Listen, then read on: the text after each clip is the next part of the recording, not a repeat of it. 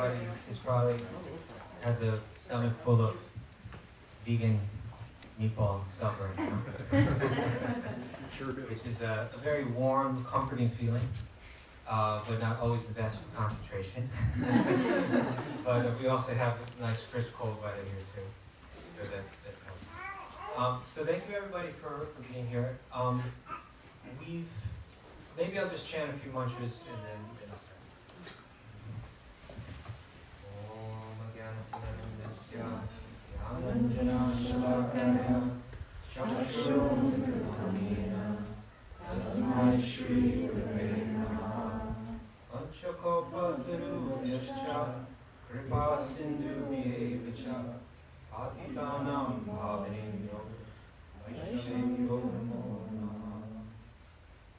Krishna Chaitanya, Prabhu Nityananda, Shri Advaita Gadadhar, Shivasari Gaura Bhakta-vrinda. Hare Krishna, Krishna Krishna, Hare Hare, Hare Rama, Rama Rama, Hare Hare.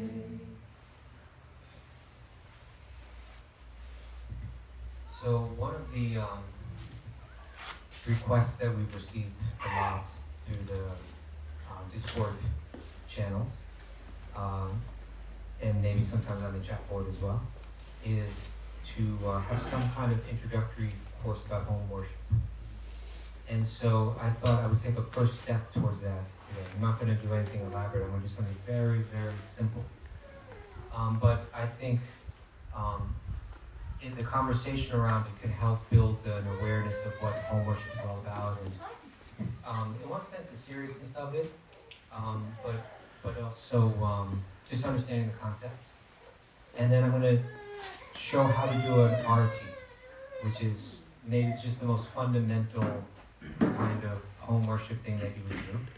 And even that I'm going to do a very simple one, because artis may involve offering different numbers of items. This is going to be only just 3 items that are offered here.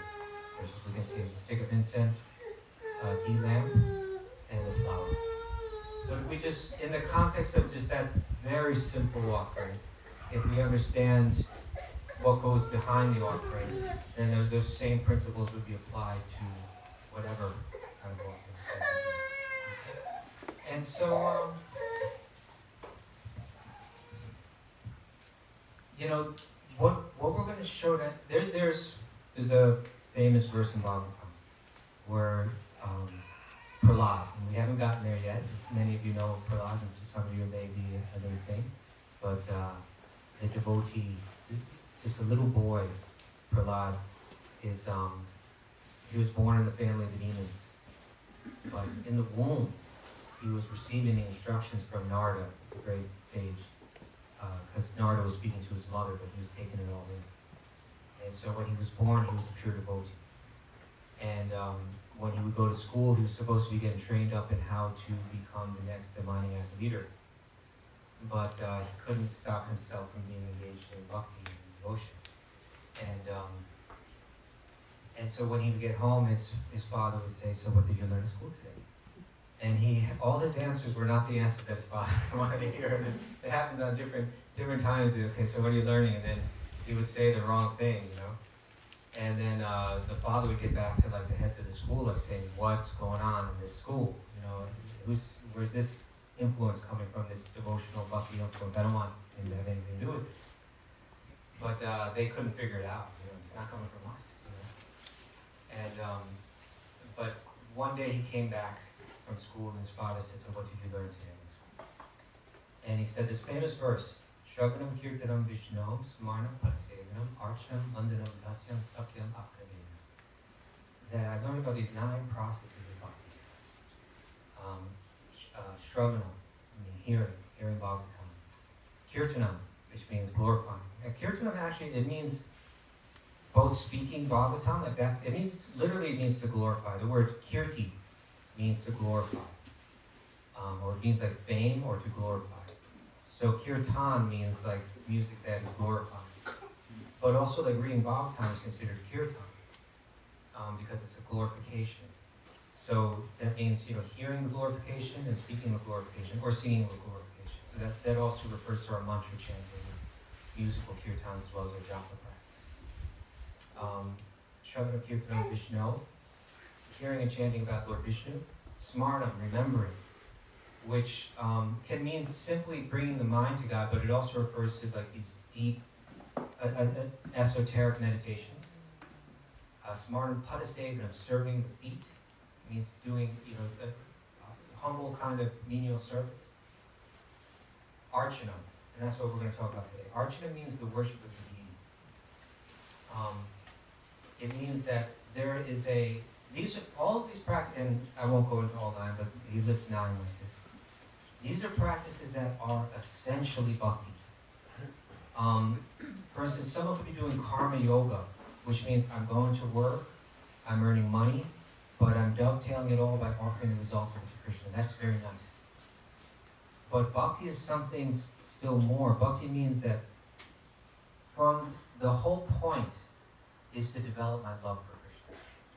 And these practices, Shravanam, Kirtanam, Smartam, Padasevanam, Archana, they are just 100%. It's not something that you turn into bhakti by adding Krishna to it. This is the whole point to it, is to cultivate deep sentiments of love for God. So these are rituals that are done precisely for the purpose of developing these loving sentiments. And they're designed in such a way. Great bhakti yogis have designed these practices. I'm talking about archana now, which again means like the temple worship, the pujas that are done in a temple, the worship of the form of the Lord. That it's designed in such a way to cultivate the right attitude, the right sentiments for bhakti to grow in one's heart. And so when one is offering, here we have an altar. Right? When one is offering items or chanting prayers or doing the different services that are involved with this, it's a day by day cultivation. And the practitioner knows exactly why they're doing it.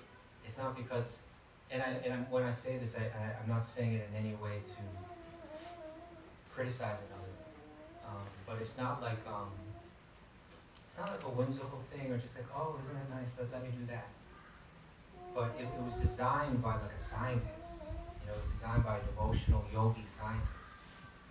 With this specific idea of what this can do, how this is going to open one's heart up to developing the devotional sentiments of God. And so when one's doing it, this is where it goes from being an empty ritual to like a very effective science, a very effective practice. Is that one really understand what they're doing and why they're doing it. The holy name is very powerful, right? The Krishna's names, in particular the Hare Krishna mantra, that is said that in this day and age that this mantra, these 16 syllables of the Hare Krishna mantra, they have the power to destroy all our negative karma and to awaken pure love of Radha and Krishna in our heart.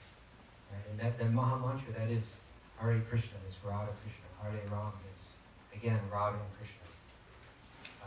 It's a mantra that has, we can't estimate. It's like according to all the great teachers on this, we can't estimate just how. You can't estimate it because there's no limit to it. Like there's no limit to the potency of that name because that name, and this is what's hard for us to wrap our heads around. We live in a world where the name and the object are different. Like this is called a harmonium, but if I just say harmonium, it doesn't do me any. I can't make music with that. And because our mind is so conditioned to this realm that we're living in, it's hard for us to imagine that there's a realm where the name and the object are one. We don't really even quite know what that means.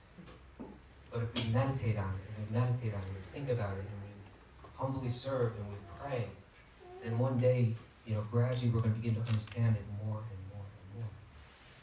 But what the great teachers are telling us is that when we say Krishna, when we say Hare Krishna, that's not just a sound like every other sound, but that sound is Krishna.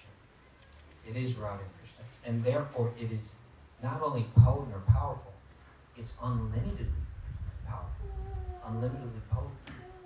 The power to transform us, to purify our mind of all of the many lifetimes of conditioning that are there. It can do it in an instant. Any exposure to that name could transform it in a moment, in less than a moment, in a fraction of a moment. But the difficulty is that we are not so receptive to it. Right? So just like right now, it's kind of a sunny day, but it's not a full-on sunny day. Right? Like some days, the sun is much brighter than it is today. It's not that the sun is less bright, but it's that it's kind of, there's a haze of clouds. And we're underneath that haze of clouds. But as soon as you get above, and we all have that, probably that experience being on an airplane, right? Where it's like a cloudy, rainy day, then you get up above and then boom. It's the most brilliant, sunshine that you've ever seen. So that holy name is there and it's powerful and it's potent and radiant.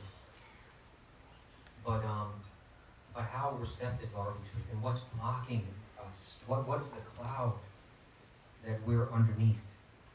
And that has to do with our sentiments, our attitudes, to some degree our lifestyle. And that's why some weeks back we took the 10 offenses to the holy name and we kind of translated them into positive language. But those are all so that we live the right lifestyle with the right attitudes. So then when we chant this name, it's not just like, and I put myself in the category of anybody else. I chant the name, I'm inattentive. I chant the name, my mind is elsewhere. I chant the name, and I'm not being powerfully transformed by it. I hope that one day, as I get older, it's going to open up to me more.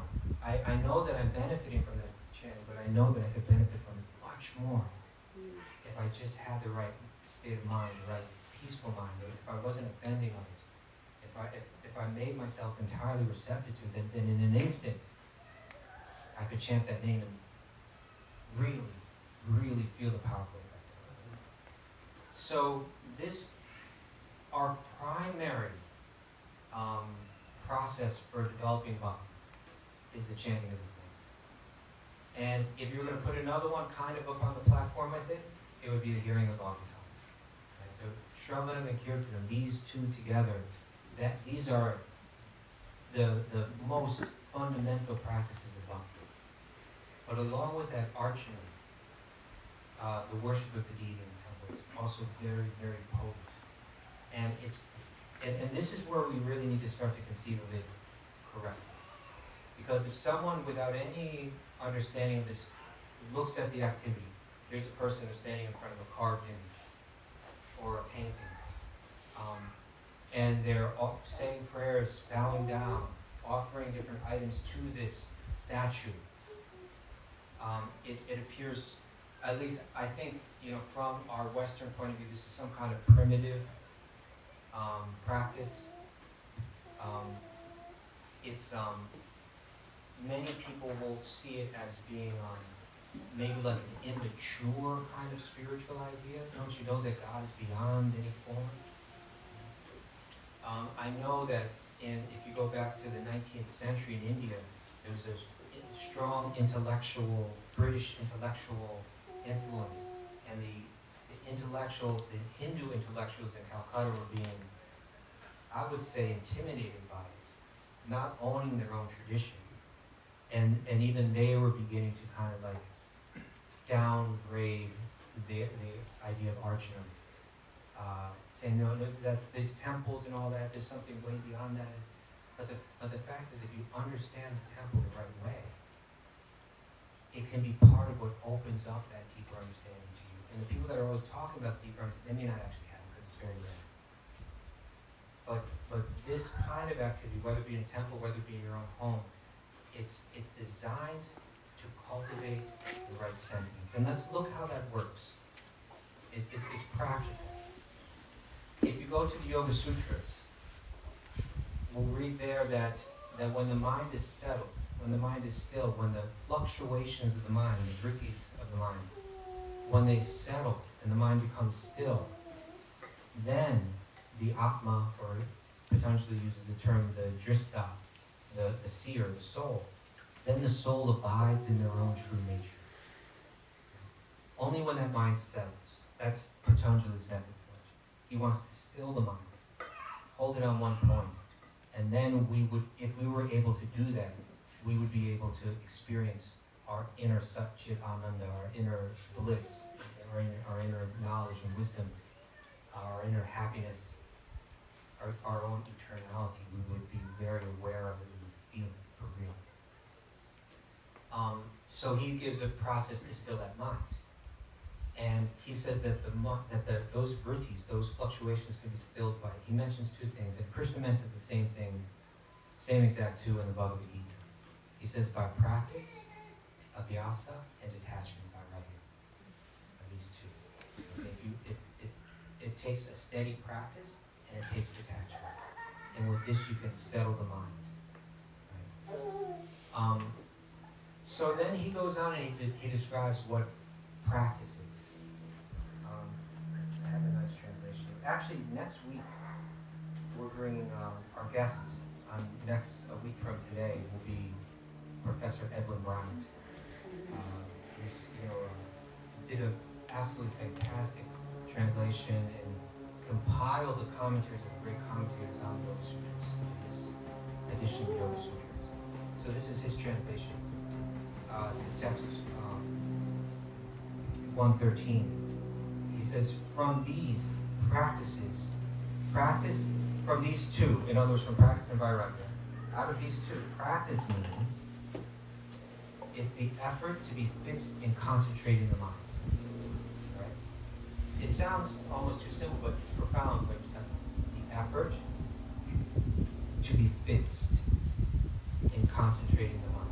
That's what we're doing here. It's not that we believe that there's this statue that is somehow dependent on our providing food for it, and dependent on our providing, prayers to it. And if we don't do it, it's going to become angry with us. And we're going to have bad luck, and everything's going to go wrong, and our children are going to be born unhealthy, and our business is going to fail. That's not what we're talking about. We're talking about a practice of yoga but through which one makes the effort to fix the mind. Right? So practice, from these two, practice is the effort to be fixed in concentrating the mind. And then this is the real important one. Practice becomes firmly established. Right? All that you're trying to do, it'll take root, right? And it'll be strong in your spiritual practice. When it is cultivated uninterruptedly and with devotion over a prolonged period of time. Okay. So, uninterrupted means that it's something that you do daily. Okay. It means it's not something that I do every now and then. Something I do when I feel like it, something I do on a special occasion. Nothing wrong with that. But if you want it to become firmly established, then this is the way that our minds work. Right? We can choose to expose our mind to something again and again and again and again on a regular basis, every day, day after day after day after day, and the mind becomes reshaped by it. It would be wonderful if we could do it in an instant, right? If we could hit a button and reprogram our mind, but it's more complicated than that. And so the method that the yogis give, the yogis are people that they delve into the mind. They tried to really understand it. They experimented with it. And they saw that when you do something without interruption, with devotion, and over the course of a long time, then it can become firmly rooted in the mind, where you can transform that mind, you can reshape it. So the point in here is what these yogis, these bhakti yogis were trying to do, was that if I could situate my heart in the right way, when I say my heart, what I mean ultimately is my mind. It's that part of the mind where the deeper, finer sentiments are held. So, what the yogis are saying is through this practice of archana, what little Prahlad was saying is, there's these 9, and archana is one of them. It's a practice of bhakti. It's a practice of reshaping the mind of the heart so that it can hold the right sentiments. So that when I chant that name, boom, I'll feel the full effect of it because I'm no longer blocking myself with my misconceptions or my warped sentiments. I need sentiments that aren't based on illusion. I need sentiments that are based on truth. I need sentiments that aren't fostering a sense of illusion and selfishness. I need sentiments to become firmly rooted within my mind and heart that are conducive for love, conducive for divine. And that will mean total humility, total kindness and respect to every living being, seeing God in the heart of everyone. If I can move through the world like that, in one sense it all boils down to this: recognizing that my happiness comes through service. We all have a need for happiness. We all have a need for beauty. And in the practice of archery, it's a way of day by day shaping the mind to find satisfaction and happiness and beauty in this very lovely ritual. It makes sense? Mm-hmm. So now, if that's actually what I'm doing, if every morning, I do this, and I do it in a way where I sit down quietly, I focus my mind, I chant beautiful mantras, I feel them as I'm chanting. Right? I offer beautiful items, right? And as I'm offering them, I feel like I'm happier offering than I am in taking, right? Maybe that doesn't happen the first time I do it. Maybe it doesn't happen the 20th time I do it. Maybe it doesn't happen the 100th time I do it. But maybe it starts to sink in about the 1100th time I do it. That's fine, right? That's just a few short years. That's like nothing, right? And what to speak of the next, it starts to get deeper and deeper and deeper. And that's why, like, Raghunath and I, we've met people. I remember so many of, we've met, like, these old men, old ladies in India that, the whole thing is just doing this ritual, chanting the name. And they don't need anything else, right? And then when you look at the people of our world, they can't do that. They freak out. They need the television. They need something to distract their mind, and it's not nourishing them, and it's not giving them any satisfaction. So this archana, it's a science. It's a finely tuned kind of practice. And so what I'm going to share now is a very simple way to do it at home, but trying to hit on some of the important elements so that we can all understand what we're doing. Are you ready to get into it? Mm-hmm. Okay. I want to start by saying, well, I think what I'm going to talk about today is performing the simple arati. And I think another time we can get together and we can make another film. We're going to post this on Patreon. We can do another one about how to offer food. But I think if someone has become interested in bhakti, it's resonating with them, they're developing some faith in Krishna and in his tradition, then doing some arati like this can be very helpful. And even more essentially, offering their food is really important. And I can't stress that enough, that if you want your mind to become purified, the food that you eat will become important. And the way that you purify that food is through how you prepare it and how you offer it. And so you need to know a little bit about home worship in order to do it. So today we're going to do the arati.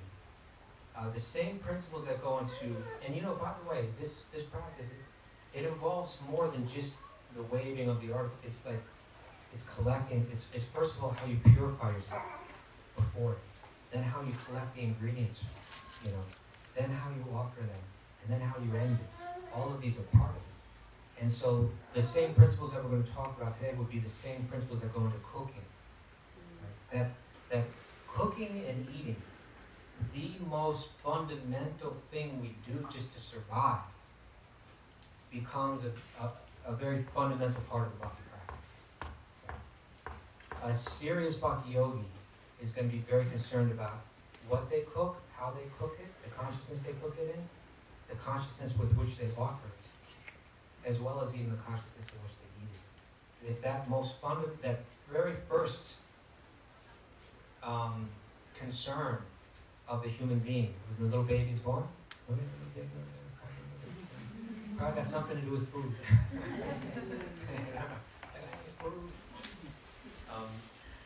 So it's super fundamental. So the bhakti tradition has practices that are related to this making these most fundamental parts of the life transformative through this meditation and this kind of home worship. So today we're going to do the arati.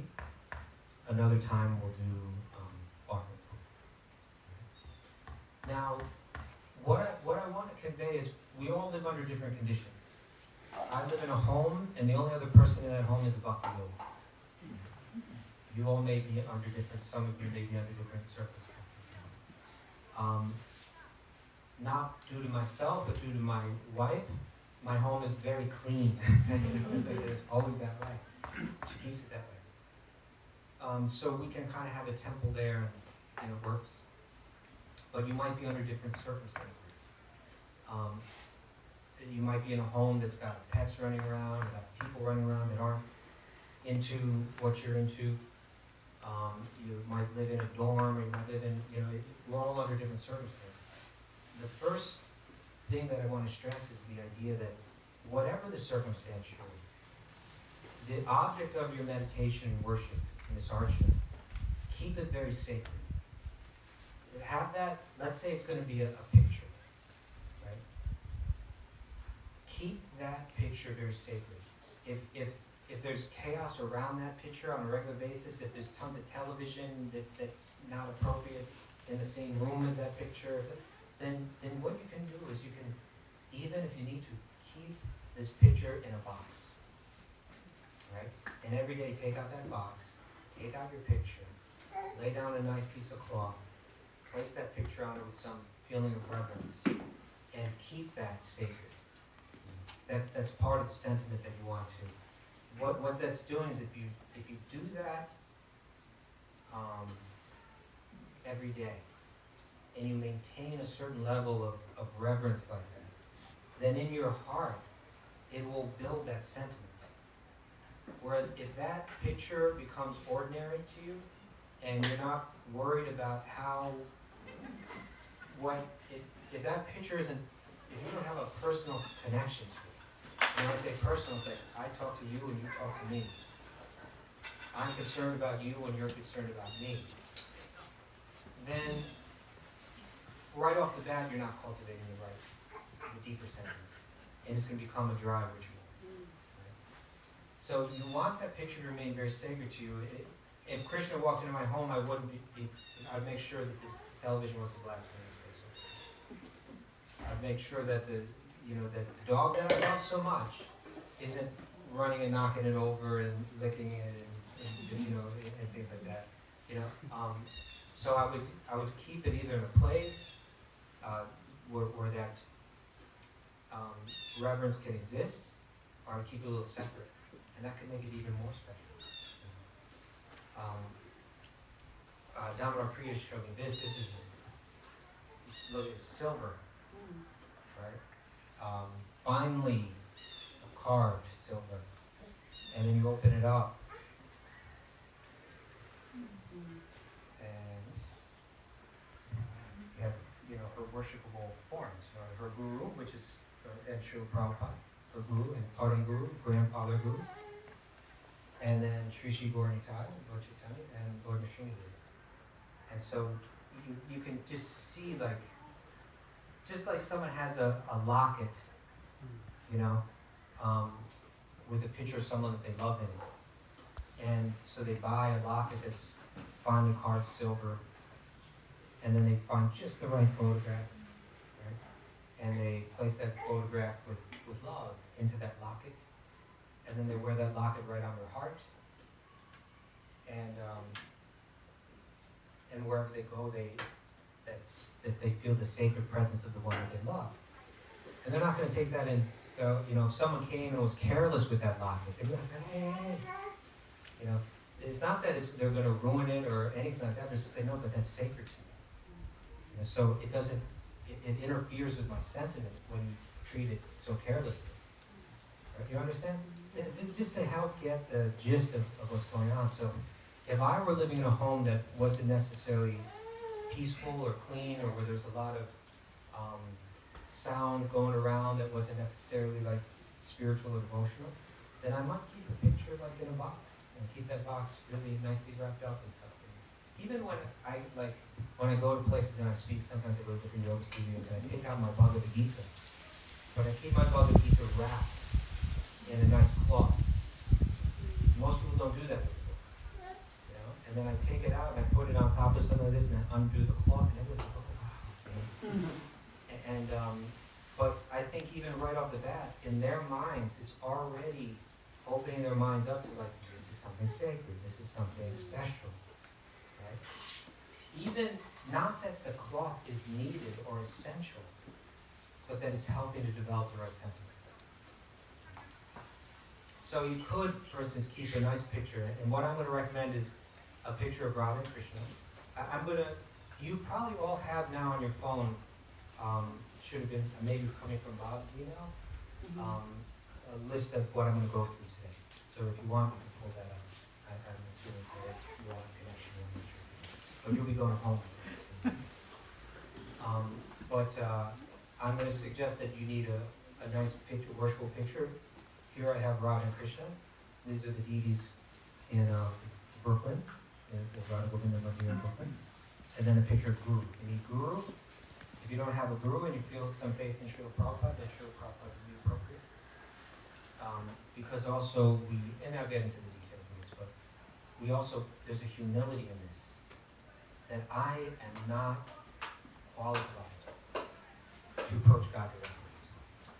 My mind is in all kind of places, I know it, I admit it, I have all kind of lower sentiments. If I were to approach God, I would have to approach someone who's got that deeper connection, and I would serve God through them. That's the mentality that is in this tradition and in this particular practice encouraged. So then we have picture of Guru there too. So maybe I'd have a box and I'd keep it in that box and wrap up that box nice, and then every day I would bathe. And I'm going to go through these different things, and then I would I'm going to have a sitting place that I use just for this. Right? It could just be a simple straw mat, a simple cushion, but I don't hang out and do all other kind of things on this cushion. I use this cushion just for this. So that way, every day when I sit down on that cushion, my mind immediately starts to snap into place. I'm doing something special. And then I would do my puja, and at the end I would close it up, wrap it up again with reverence, place it in that special safe place where I keep it. And in this way, even if the rest of the day is chaos, even if the rest of the day is messy, even if the rest of the day is not so conducive, if the atmosphere is not necessarily fully conducive, still I'm keeping that activity and that meditation really focused. And this is important. The practice of archana is generally not done by people that are not initiated into the lineage. The mantras that you use to do it are given to you at the time of initiation. Because the idea is that the guru wouldn't give this to someone who hasn't developed a certain level of understanding of the seriousness of it. Because if I were to bring God into my house and ignore him, and in other words, if there was someone really special, and I said, I'm going to send someone really special to your house because it would be so good for you to develop a deep relationship with this person. But when they arrived in your house, you ignored them. You didn't give them a nice place to sit. They felt, you didn't treat them with any real level of respect or speak of love. Then it might actually do more to harm your relationship than to help your relationship. That make sense? Mm-hmm. And so therefore, the practice of, we shouldn't be quick to run out and buy deity and so on. It's like one is meant to really kind of cultivate the seriousness of this practice. But what I'm sharing is so simple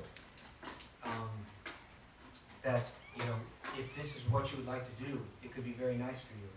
And I'm just stressing a little bit that we may not have the right standard in our home as neat for this, but if you keep this very sacred this way, then it can still be really nice for you. Okay. Any questions so far? Good? Okay. So then, do you all have that on you've all got that email? Okay, so you can pull that up and follow along with the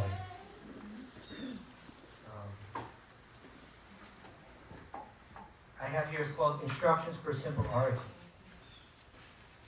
And I have what you will need. I have 7 things there. And by the way, I chose 3 items to offer. Others could have been chosen as well, but I think these are nice, simple offerings. An image of Radha and Krishna. It could also be an image of, you know, generally we're the worshippers of Radha and Krishna, you know, in this bhakti path. But it might be also some people like here she had a Sriniveda, a particular incarnation. But I wrote an image of Radha and Krishna. The image should show their entire body, feet to head. An image of Guru, same thing, feet to head. Generally, pictures of Guru, they're sitting. A clean sitting place reserved for this practice. So maybe you want to have a special cushion or a special little carpet you roll out, or a little mat or something like that. A plate like this. Oh, we don't have a bell. Okay, we have a bell over here. A plate with a bell, an achmana cup, which means a little cup with a spoon, which are reserved for this practice. You're not going to use the plate that you use for anything else. You're going to use it for this and only for this. And generally you get a little metal plate like this, but it could also be wood. I mean, it can even, quite frankly, be paper. It should, whatever it is, it should be pure. It should be used only for this, and it should be pure. But things like porcelain and stuff like that, they're usually like these unusual ingredients, or they coat them with some kind of chemical coating that we make. You know, if it's like a pure clay thing, that's okay. But generally something easy to clean as well. So I would recommend, they're not hard to get from Indian stores. You can buy them online and get them set up like this. The lamp in particular is something that you can't just get anywhere. You would also, to do this, you would need to learn how to make e-bricks. I suppose you'd have to have another class for that. But you can also buy those in some Indian stores and then just immerse them in heat. But quite frankly, you could also just use a candle, like a little birthday candle. You wouldn't use it over and over again. You use it only one time. So I just get like a real thin, cheap, inexpensive birthday candle. You could also do that. And then a stick of incense. And you'd likely get an incense holder like this, although it's not necessary. A lamp, and then a flower. And so the 3 things that we're going to offer are incense stick, the lamp, and the flower. Okay? And then there's going to be 3 steps that we're going to go through to do this. Within the 3, there might be sub-steps. But the 3 basic steps, this is what we're going to do when we do this practice. First part involves purification. Externally, ideally through bathing. We may not have time to bathe or the circumstances under which we can bathe, but there's a type of bathing that we can do no matter what. And internally through meditation. We're going to prepare ourselves. We're not going to just jump into this. We're going to slow down for a second. We're going to purify our body. We're going to purify our mind first before we approach. Second step is the Seva itself, the different offerings that are made. And the third step, the last step, is prayers for forgiveness. Because if that very special person, and you have to think of it this way, if God came to my home, and I'm realizing there are people in existence that are pure devotees of God, that have nothing but pure love for God, that they understand. They're not confused like me. They don't have a head mixed up. My head is all mixed up. You know, rather than just thinking my whole life should be for God, I'm thinking, I could enjoy this, I could enjoy that, I could forget about God and get involved in this over here with this person or that circumstance. I'm still clouded with all this stuff, and really, it's not so nice, you know. Like if I had a relationship with, say, a loved one, a lover, let's say, but rather than having that love be strong, I was distracted by other people and other things, and that person knew that I was kind of conflicted. And then that's going to harm that. It's almost, and what to speak of, and I know this happens in relationships sometimes. Sometimes maybe the guy can't control himself and he's not being faithful and he's actually embarrassed. He feels bad that he's hurting the heart of his lover and he's apologizing. So in a sense, our relationship with God is a little bit like that. You know? It's God comes into our house and we're conflicted with all these other desires. And we may, and even because we're conflicted, our service isn't pure. It's not done with complete love and perfection. It's lacking in certain ways, right? It's lacking with the deeper sentiments and deeper emotions. So at the end, we say some prayer of forgiveness. You know, I want to do this thing, but I'm really not qualified. You have people that are so much more qualified that have nothing but hearts full of pure, unadulterated love for you. Still, you're allowing me to do it. So please forgive whatever offenses I may do in my service and help me become more devoted to you. So there's the purification in the beginning so that our mind is set properly to enter into the meditation. Then there's the offerings, which are the meditation themselves. And then there's prayers for forgiveness in the end. 1, 2, 3. All right. Questions so far? We're good? Is this boring or is this okay? Okay. Yes, Krishna. On the time of the day, like I know I'm sure it's a good, better, best, right? Yeah, we'll get into that right now. Okay, I'm noticing time. I'm supposed to end it. What's the time again? Okay, so we got half an hour. So I'm going to have to move a little faster. Okay. So Krishna brings up the idea that there are certain times in the day where it's easier to bring the mind deep into spiritual thought, especially in the morning, early morning. And also evening is a good time too. These sandhyas, when morning is turning into day, and when the evening is turning into the night. These can be very good times. But even if you can't do it at those times for somebody, any time is okay. But hopefully it's a time where you can settle down. This is not going to take a long time to do. Beginning to end, 15 minutes is plenty of time to get the whole thing. But you just want to make it. You want to, and that's what we're going to get into now, is part of the purification going into it is just letting go of everything in your mind for 15 minutes. Can I just stop thinking about this and that and the other and think of myself as nothing but the servant of Krishna? So, but in any case, we say purification, step 1, purification. Ideally, one should bathe and wear clean clothes. Right? So it could be the first thing that you do in the morning. I wake up, I bathe. Put on clean clothes, then I go get my sitting place out, I do my meditation. I could call this worship, I could call it meditation, whatever you want to call it. And I do it, and then I put that away. And I know that before my mind gets involved in so many other things, it's going to be easier to focus my mind right now. So morning could be an ideal way. Let me start my day, let me start my every day by bringing my mind to this deep meditation, being God's servant. Ideally, one should bathe and wear clean clothes, but even if that is inconvenient, one can still perform arti by purifying themselves in the following ways. I may not be able to take a bath, but at least let me wash my hands. If I wash my face, not only does it clean my face, but it kind of gives me a little bit of alertness. Right? So I can wash my hands, wash my face. Then I'm going to perform achmana. And the achmana is the idea is that by chanting mantra into the water, and then sipping that water, I'm infusing my body with the power of the mantra.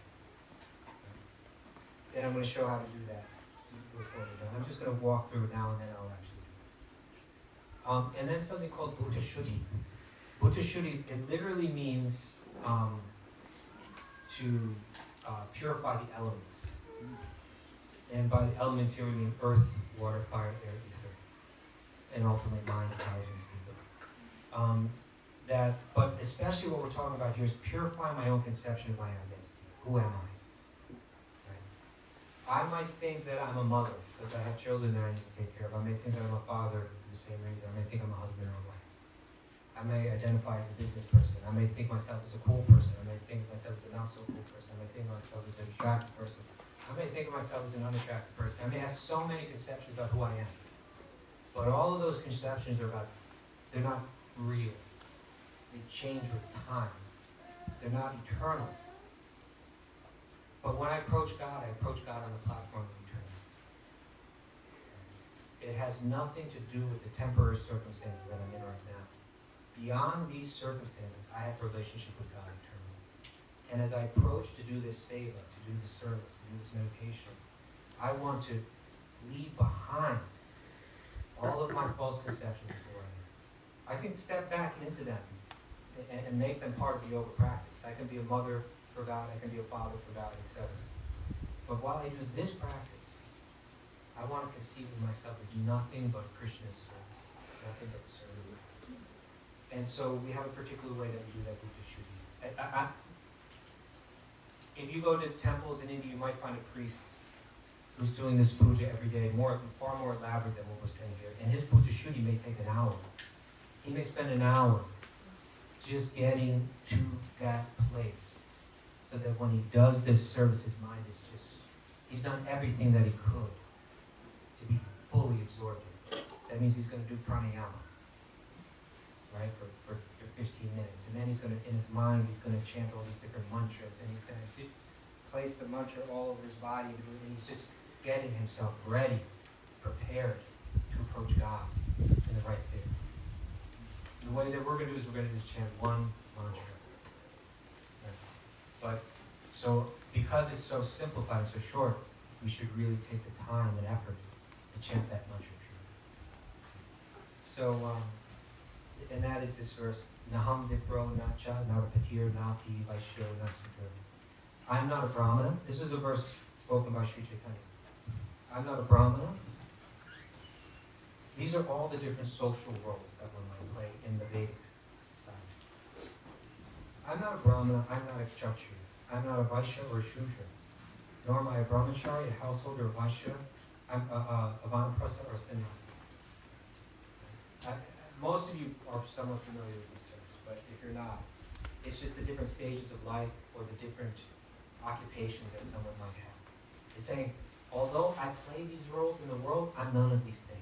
Well then, who am I? What am I? I identify myself only as the servant of the servant of the servant of the lotus feet of Lord Sri Krishna, who is the maintainer of the gopis. He's like an ocean of nectar. He's the cause of universal transcendental bliss. He's always existing with brilliance. So these other roles that I play come and go, but this is my eternal identity.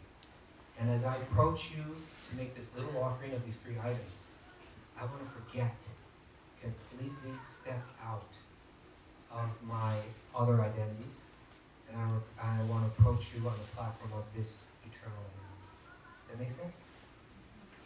Now, if we could enter into that eternal identity for 10 minutes, every day, right, with the right devotion, uninterrupted, and over the course of a long time, we could retrain our mind, retrain our heart, so that it'll be entirely conducive for receiving the potency of God's name. Does that make sense now? How it falls into your practice? Then there's the actual seva, where we're going to offer each one of the items. And then at the end, there is, for prayers of forgiveness, I've just given one prayer. This whole thing, generally this practice involves the memorization of a lot of prayers, a lot of Sanskrit. I boiled it down to two verses. And even if you have to read it off a card, that's fine. And even if you don't do the Sanskrit, that's fine. But it's something that you may want to learn as you go to. And then other than that, there's just three names that you have to learn when doing the achmana. And that's all. So it's kind of real simple. But this is the prayer at the end that one can pray for forgiveness. It's Sharanam Vam Prapanosmi Karuna Parakara Prasadam Kurutasyam Bho Ayi Tushte Radha. O Radha, O Krishna, oceans of mercy, I'm taking shelter of you. Although I am fallen and an offender, kindly be pleased with me and allow me to serve. Beautiful verse, isn't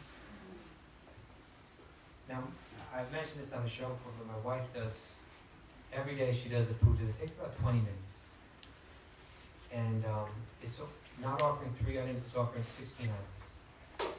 And it's offering 16 items to, first to Guru, then to Sri Chaitanya, then to Radha Krishna, with prayers before and after each.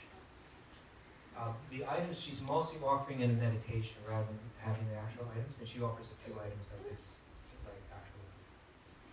Because this practice is actually not dependent on anything physical. This entire thing can be done in the mind. Because it's not so much the item, but it's the devotion that's offered which God accepts. God doesn't need our flower, God doesn't need our incense stick.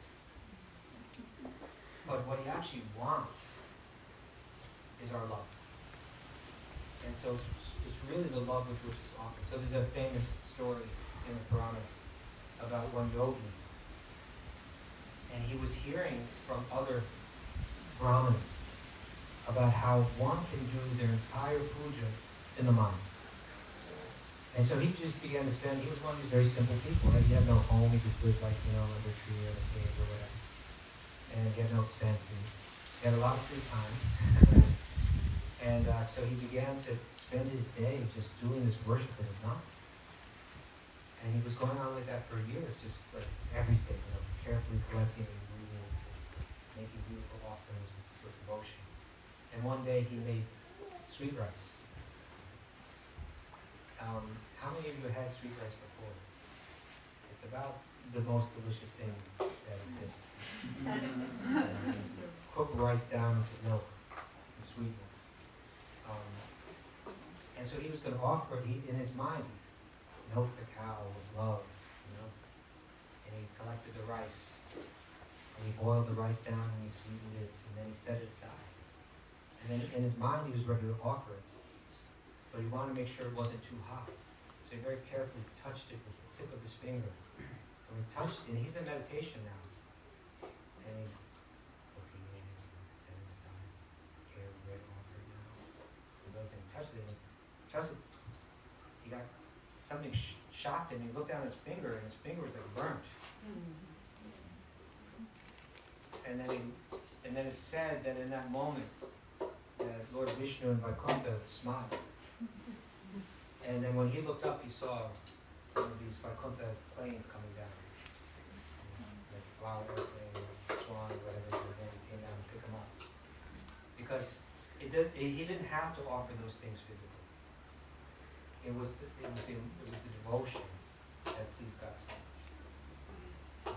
So in any case, my wife is offering 16 items 3 times. Now, these items, this is what basically she's offering. It's called the 16 upachars, or these 16 offerings. It's like, dear God, idam asadam, please have a seat. Let me bathe your feet. Let me give you something nice to drink. Let me offer you a bath. Let me offer you nice clothes to wear. Let me offer you nice ornaments to wear. Let me offer you fragrant oils to wear. Let me offer you some flowers. Let me offer you some incense. Let me offer you a full meal. Let me offer you some water. Let me offer you some tambula, which is like if you go to Indian restaurants and on the way out, or maybe on the table again, they put some spices. Nowadays it's like spices with little candy kind of things in it, and you chew on them. And it not only is digested, but it kind of cleanses the palate. And then let me offer you a garden of flowers. And then at the end, it's, what is it, idam sarvam. And anything else that might please you that I failed to offer you, please accept that as well. And so really, this entire puja, this entire offering, if you think about it, what it's like is it's inviting a guest into your home. It's all about hospitality. Right? It's about cultivating the idea that I'll find my happiness not in being the one that the hospitality is given to, but actually being the one that provides loving hospitality to another. In this case, also that if the beautiful sense and the beautiful visions that I see, the beautiful aromas, the beautiful tastes, the beautiful sounds, even this bell, when it's rung, you know, people do it in different ways, and sometimes, but, you know, it's like because we don't have a beautiful orchestra playing like divine music, we have this, and Krishna accepts it as like beautiful music. But ideally, there should be beautiful music played during this, right? But even that sound could be, it's a way of offering a sweet sound as we make this offering. So it's all about cultivating the mood of loving service. And again, if we do it with the right devotion, without interruption, over the course of a long time, then these senses will become familiar. So now we got about 20 minutes, 25 minutes left. So why don't we go through this? Are you ready? And we don't have a microphone stand here, do we?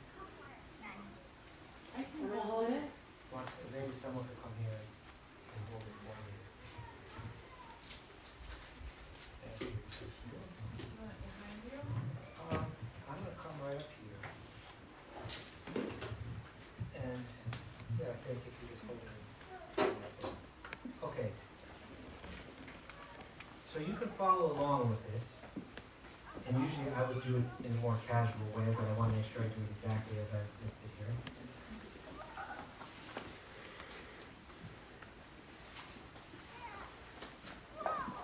So ideally, let's say it's in the afternoon, and this is the time that I have to do it, and I'm doing the best that I can. So the first thing that I've done is I've gone and I've washed my hands, and I've washed my face, because I don't have time to bathe in my clothes. But I at least want to purify like that. And then I've laid out my clean sitting place, and I'm sitting there. And now I'm going to enter into another meditative mood. I'm going to leave behind. You know how people talk a lot about living in the moment? Living in the moment means I'm going to forget about the past. I'm going to forget about the future. If my mind is on anything but what's happening right here, right now, I'm going to bring it back. But this is all I'm concerned with. There will be time to deal with the future later on. But at least for this 10 or 15 minutes, I'm going to stick with it. So now I've sat down, and now I'm going to do achmana, so that I've already purified my hands, and I've purified my face. Now I want my entire body to become infused with mantra. And so it's done like this, and you can read here. First thing I'm going to do is sprinkle both hands. It says sit in a clean space with an achmana cup filled with water. Clean both hands by sprinkling them with water, which I just did. Then I'm going to take this spoon with my left hand. I'm going to put a few drops of water into my right hand. Okay? Now I'm going to chant the mantra right into that water. Om Keshavaya Namaha. And look at the water, I'm going to chant that mantra intentionally. Chant that mantra right into that water. And I'm going to sip the water right down here. Okay? Like that. And then I'm going to just sprinkle the water on there, purify it again. I'm going to do the same thing again, put a few drops of water there. First one is Om Keshavaya Namaha, then Om Narayanaya Namaha. Again, discard it. And then the third one. Om Madhavaya Namaha. That's all there is to it. But with the more intention that I do it, right? I want that mantra, that name, to enter that water, to enter into my body become infused with it. That's what I'm doing. So now I've purified myself through a little external bathing. I purified myself by some internal bathing. And now I'm going to do the Bhuta Shuddhi. I'm going to chant this one prayer that was chanted by Sri Chaitanya that great teachers in the Bhakti tradition have said. If you want to do your Bhuta Shuddhi, you can do it just by chanting this one mantra. Maybe I can't even chant the Sanskrit. Maybe I'm not good at that. Maybe I haven't learned it yet. So, okay, I'll just chant just the English. I can look at it, I can read it from a card. I'm not a Brahmana. I'm not a Kshatriya. I'm not a Vaishya or Shudra, nor am I a brahmachari, a householder, a vanaprastha or sannyasi. I identify myself only as a servant of servant of the lotus feet of Sri Krishna, the maintainer of the Buddhas. He is like an ocean of nectar, and he is the cause of universal transcendence. He is always existing with Buddhas.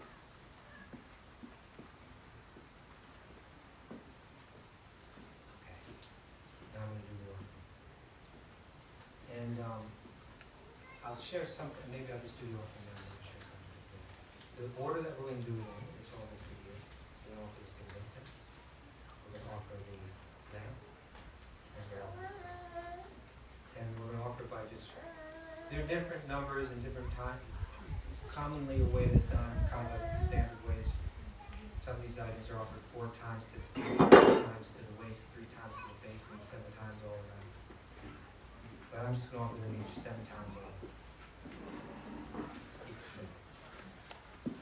So, let me light the incense.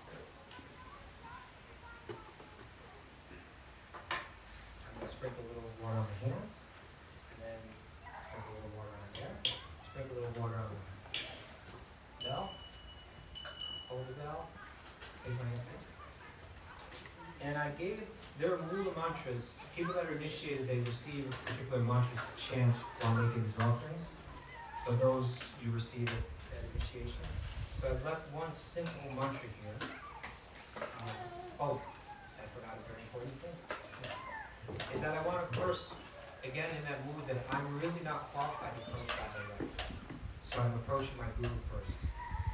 And in one sense, I can see myself as, it's as if my guru making this offering using my body to do it in a sense. Like, he's like, okay, he's the actual representative here, but I'm doing the activity. So I gave, if you like prayers here for Srila Prabhupada, Nama Om Vishnu Padaya, Krishna Krishnaya Bhuta, Srimati Bhakti Vedanta Swami Achamana, Namaste, Saraswati Deve, Purufying Chavani, Nirvishesh Vishnu Constitution. They're good ones to learn. But you could even just chant the English if you need to. You do that. Then you would light the incense and sprinkle the water. I'm going to hold this before Srila Prabhupada as if I'm offering it to him to offer. And then I'm going to offer it to Krishna. And the mantra that I've given that you could chant if you'd like to, you don't have to, but it's nice. It says here in the mantra, while ringing the bell, offer the incense to Krishna by circling it around his entire body 7 times. One can chant 1 time, Esha, and that's for the incense, Dhupa, Samarpayami. I offer you this incense. Basically, Esha Dhupa Samarpayami. Esha Dhupa Samarpayami.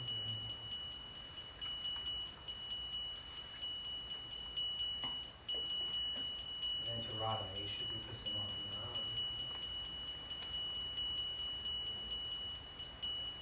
And offer to Srila Prabhupada's prasad. Does anybody else know? Dog? And then I'm going to place it not on the same tray, which is, everything's not offered. I'm going to set it aside somewhere else. I might have another tray for it, or I might place wherever, but not on the same. I'm going to purify my hand again. I'm going to offer the lamp. Just a little water there. Lamp. Again, it could just be a candle.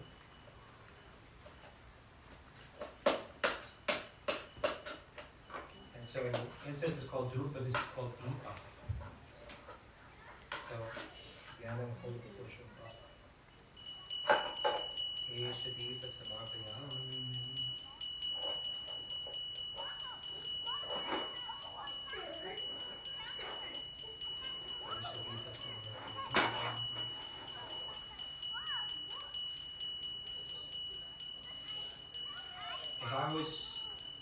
If this was nighttime and I wanted someone to come here, they were wandering here in the dark, looking for me, not knowing which path to, I might stand out in front and I'd go like this. Right? And so one way to think of this is you're calling God to please come, enter my mind, enter my heart. Or this is my heart, I'm offering it to you. Please accept it. This is my heart.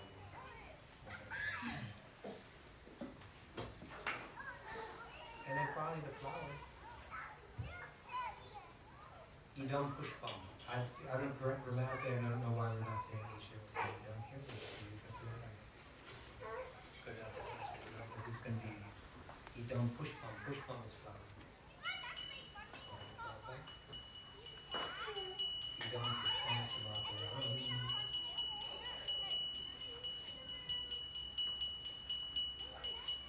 Idam pushpam samapayami.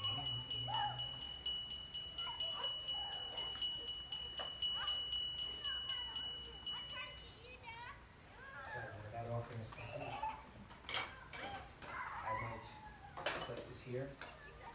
If I want to do that, I should offer to anyone else first. Or if I'm not going to do that, I can offer to Prabhupada. I can wear it myself. I can offer to a friend. It's presided. And now there's only one. Now I've made the offering. In recognizing that my mind, even though I was trying to concentrate, it was other places, my heart is impure, I'm full of impure desires, and this and that. I've been given the opportunity to serve Radha Krishna somehow. Although I'm really not so qualified to do it. So I'm going to end again with this prayer. Sharanam Blam Papano Sri, Karuna Nagarakara, Prasadam Kushashako, Ayidushke.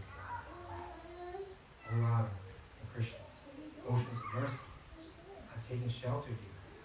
Although I am fallen in the offended, the arati, kindly be pleased with me and allow me to serve. And then I bow.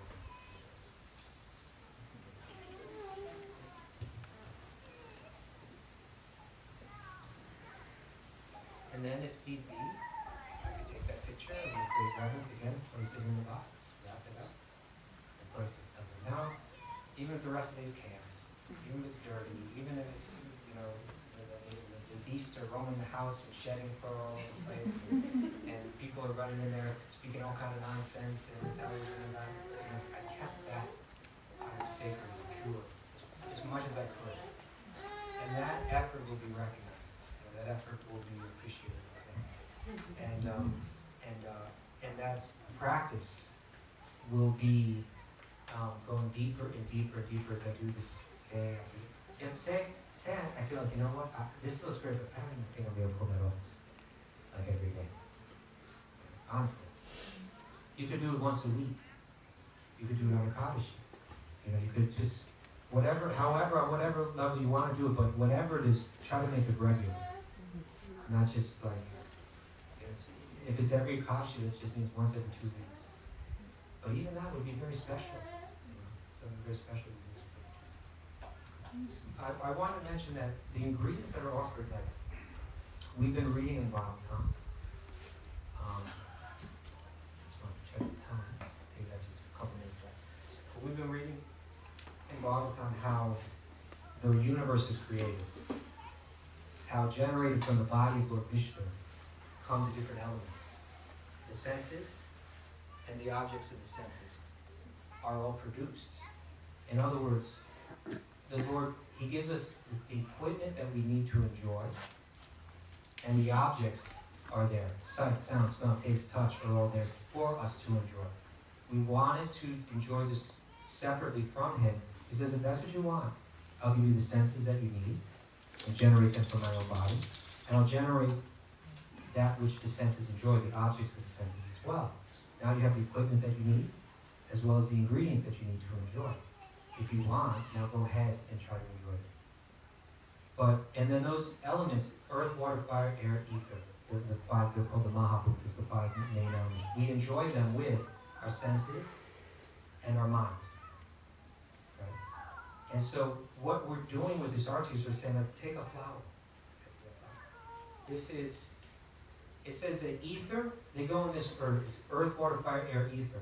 So if you go backwards, ether, air, fire, water, earth. In this order, they each have one different element of the senses. Ether contains sound. Air has sound and touch. Fire has sound, touch, as well as visual sound. Water has all those plus taste. Earth has all those plus aroma. Right? And so all that we're given to enjoy the senses are found, in one sense, it's all found in the earth, but it's found in these different elements. And when I offer this flower, what is this? This is just growing right out of the earth. I can see it, I can smell it, I can hear it, I can taste it, I can touch it. It's got everything in it. And so this is a demonstration. It's not only an act of hospitality and cultivating the idea of hospitality, but it's a very practical demonstration of God. Because of my own misguided foolishness, you felt compelled to offer me mind and senses and objects of the senses so that I can enjoy my life separately from you. But I don't want to live that way anymore. And so within the earth, you're giving me everything to smell, and everything to taste, and everything to touch, etc. And what I want to do is I want to take those ingredients that you've given me to enjoy this existence separately from you, I want to offer them back to you. I want to set this whole thing straight. I've been having the whole thing backwards. You've allowed me to do that. But really, what I want to express to you, even if my mind is all screwed up and confused and distorted for the rest of the day, for this 15 minutes every day, I want to make a formal ritual. I want to make a formal declaration. I want to communicate to you that I want to take all the ingredients that you give me, I want to offer them back to you. Just like Hanuman takes Sita, offers her back to Ram.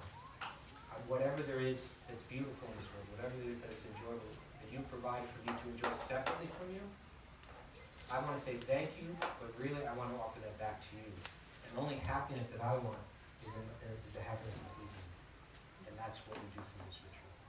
And again, if we do that steadily, over a long course of time, without interruption, and with devotion, then it may take 10 times, it may take 100 times, it may take 100,000 times, but it's going to start to grow. That we begin to find my happiness, I find happiness, I find pleasure, I find my beauty in this, right, in making this offering to you. And this way, as we grow older in life, we become happier with simpler things. And we'll find that beauty in simpler ways. And our heart will be now open. Right? Now, rather than the mind taking it in so many different directions, it all advances that pure love. And when we chant that name,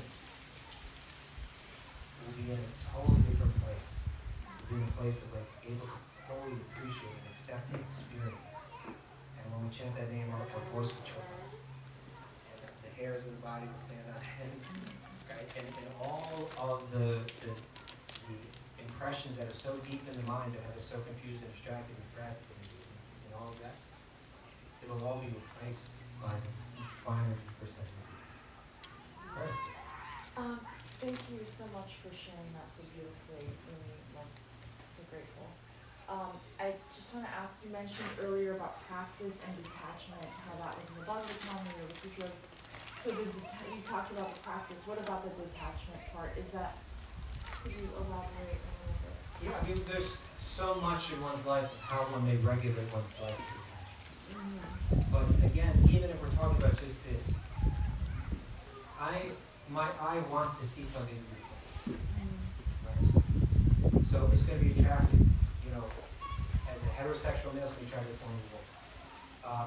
Or it may also be attracted to nature. It may be attracted to a car. It may be attracted, but it craves that. The mind wants to enjoy sight through the eyes. I'm going to practice detachment from it. I'm going to say, you know what? I'm going to control when my eyes start to go. And one way that I'm going to start to do that is I'm going to bring my eyes to the beauty. I'm going to bring my eyes there.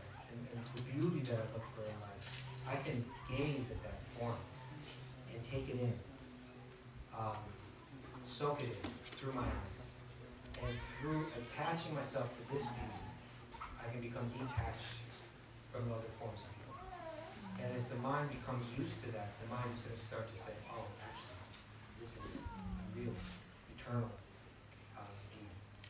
And again, that's going to be in the aromas that my senses are craving, and the taste that my senses are craving, etc. So by becoming attached, that's why this practice is easier than a lot of other yoga practices where you rather than cutting off the senses, this is a practice where we engage all the senses. The sound, and the aromas, and the vision, and so on. It's all going to be engaged. And by getting a higher taste, one can become detached. Right, like the letting go of the at least being detached to pleasing myself, is versus like pleasing myself separately from God. Right. I'm gonna become detached from all of that by still pleasing myself, but in connection with God. In the beginning, I might say, "Well, it's not as exciting. It's not as," but then actually, that change, the mind. It's just the programming of the mind that's saying that. And then as the mind becomes adjusted, it begins to find its excitement, its beauty, its satisfaction, its contentment in connection with God. So part of it is being detached from the result of like that meditation too, like, right? Well, we can't detach. In other words, we have to be patient. Right? We can want, and as a matter of fact, it says the real qualification for bhakti is the intense greed for it. So we're not detached in the sense that, well, I may develop bhakti, but we're like, I want that more than anything. That's all that I want. It does. The practice doesn't really take off until we get that. But at the same time, we're detached from the result. Like, I can't demand that it happen. Hey, I've been practicing this for a month now. Where's the result? We should be ready to practice it for lifetimes, if need be. Thank you. So I think I'm a little bit over time. I think we'll break now until 3:15. Thank you all so much. Thank you. Questions and answers. If you have any questions and answers for writing, and bring you don't have to write them. How you doing?